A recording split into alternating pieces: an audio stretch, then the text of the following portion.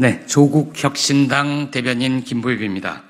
오늘은 일본 정부는 라인을 삼키려는데 한국 정부는 도대체 어디 있나 주제를 가지고 조국혁신당 국회의원 당선인 김준영, 당선인 이혜민 겸 모두의 미래 과학과 기술특별위원회 위원장님의 기자회견이 있겠습니다.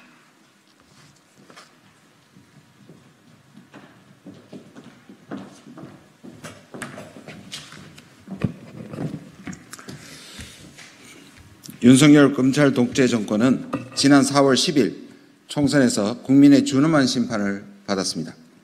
국민들께서는 무도하고 무책임하고 무능한 윤석열 정권이 총선 이후에라도 민심을 받들어 제정신을 차리길 바라십니다. 그런데 그럴 기미조차 보이지 않습니다. 무엇보다 국익을 최우선의 가치로 여겨야 할 외교 분야마저 그렇습니다. 윤 대통령은 한일 관계 정상화를 최대치적으로 꼽습니다. 그런데 일본이 네이버가 지분 절반을 소유하고 있는 라인이라는 메신저 앱을 삼키려 해도 한마디 항의도 못합니다. 윤 대통령의 한일 관계에 대한 인식은 정말 수상하기 짝이 없습니다. 일본이 100년 전 역사 때문에 무릎을 꿇어야 한다는 생각을 받아들일 수 없다. 일본 총리의 발음처럼 들리지 않습니까? 대한민국 대통령 윤석열의 말입니다. 윤 대통령은 일본을 이익을 공유하는 파트너라고 치켜 세웠었습니다. 그렇게 생각할 수도 있습니다. 그래도 일제강점기가 끝장난 날을 기념하는 광복절의 축사로는 몹시 부적절합니다. 미래지향, 가치연대 등 온갖 그럴듯한 말로 포장하지만 핵심은 하나입니다. 일본이 부담스러워하는 과거사 얘기는 그만하자. 일본이 원하는 대로 해주자. 말은 생각을 담은 그릇입니다. 어떻게 말하는지를 보면 그 사람의 생각을 알 수 있습니다. 그런데 윤 대통령이 이익을 공유하는 파트너라고 한 상대방도 그렇게 생각을 할까요? 우리 이익은 우리 거. 당신들이 이익을 공유해야겠다니 당신들 이익도 우리 거라고 생각하지 않을까요? 그 민낯을 볼 수 있는 일이 버젓이 벌어지고 있습니다. 일본 정부가 최근 민간업체인 메신저 앱 라인에 대한 2차례 행정지도를 했습니다. 지분 매각 행정지도입니다. 쉽게 말해 지분을 팔고 떠나라는 얘기입니다. 라인은 한국의 네이버와 일본의 소프트뱅크가 각각 50%씩 지분을 소유하고 있습니다. 네이버의 지분이 더 많았었는데 꾸준히 줄여 딱 절반씩을 소유하고 있는 겁니다. 그런데 일본 총무성은 개인정보 보안이 취약하다라는 이유를 들어 한국 네이버의 지분을 더 줄이라고 압박하고 있다고 합니다.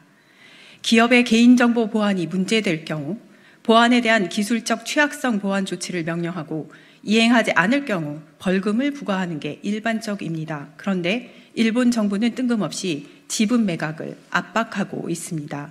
지분 매각이라는 행정지도 자체도 황당합니다. 그런데 그 여파가 관련 업계 전반으로 퍼지고 있다는 점은 더욱 심각합니다. 일본에서 이런 일이 반복되면서 한국 기술력을 가지고 일본에서 사업하는 기업들이 위축되고 있다고 합니다. 라인뿐만 아니라 일본에 진출한 우리 기업들 사이에서 한국 정부는 도대체 어디에 있느냐라는 한탄이 나오고 있습니다. 일본 정부가 영리를 목적으로 사업을 하는 기업의 지분 변경을 강제해서는 안 됩니다. 기업 활동의 자유를 침해하는 것입니다. 우리 기업이 해당 국가에서 그런 일을 당하면 한국 정부는 당연히 항의하고 시정 조치를 요구해야 합니다. 윤석열 정부나 주일 한국 대사관은 어디에 있습니까? 윤석열 정부는 우리가 먼저 컵에 물 절반을 채우면 나머지는 일본이 채우지 않겠느냐고 했습니다. 그런데 일본은 그 반컵을 마셔버리고 그것으로는 성이 차지 않으니 우물을 통째로 내놓으라고 하고 있습니다. 그러니 국민들께서 3년은 너무 길다라고 하지 않겠습니까? 윤석열 정부의 대일 굴종 외교 사례는 차고 넘칩니다. 독도를 자기네 땅이라고 우겨도 위안부나 강제징용의 강제성은 없었다고 거짓말을 해도 일제가 한반도를 강점해 근대화를 앞당겼다는 궤변을 교과서에 실어도 형식적인 항의 말고는 하는 게 없습니다.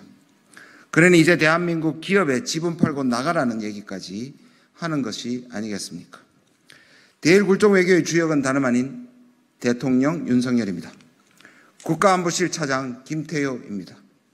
총선 민심을 반영해 대통령실을 전면 개편하겠다면 당장 국가안보실부터 바꿔야 합니다. 그들은 일본의 맹목적 선의를 기대하면서 우리 역사를 팔아넘기고 있습니다. 그것도 모자라 이제는 기업까지 갖다 바칠 판입니다. 윤석열 정부는 일본이 시가총액 25조에 달하는 영리 기업 라인을 삼키려는데 지켜보고만 있을 겁니까? 아니면 한국 네이버가 라인 지분을 다 넘기고 나면 그때 주한 일본 대사를 초치해 항의할 것입니까? 언제까지 일본의 이익을 충실하게 대변하기만 할 겁니까? 조국 혁신당은 요구합니다. 윤석열 대통령은 대일 굴종 외교를 중단하십시오. 국가안보실의 굴종 외교 주역들을 경질하십시오. 국익을 최우선의 가치로 삼도록 외교 기조를 바꾸십시오. 그리고 일본 정부가 우리 기업을 탄압하지 못하도록 강력한 조치를 취하십시오. 이 같은 요구를 받아들이지 않는다면 3년은 너무 길다는 조국 혁신당의 슬로건에 공감했던 국민들은 3개월도 너무 길다고 하실 겁니다. 마지막 경고입니다. 2024년 4월 26일 조국혁신당 국회의원 당선인 김준영. 조국혁신당 국회의원 당선인 모두의 미래 과학과 기술 특별위원회 위원장 이혜민.